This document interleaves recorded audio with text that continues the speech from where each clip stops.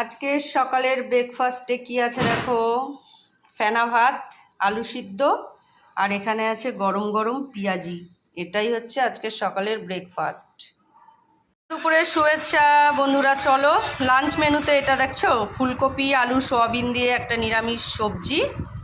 এখানে আছে কাঁকরোল ভাজা, আছে বেগুন ভাজা, এখানে আছে সাদা ভাত, এখানটায় আছে থোড় ভাজা, আর এখানে আছে আম দিয়ে ডাল।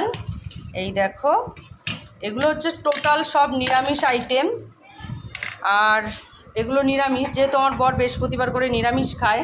আর চলো রান্নাঘরে কি হচ্ছে দেখি। রান্নাঘরের অবস্থা খুবই খারাপ, সব পরিষ্কার হবে। আজকে অনেকটাই দেরি হয়ে গেছে রান্না করতে, কারণ আজকে যেহেতু বৃহস্পতিবার তার জন্য।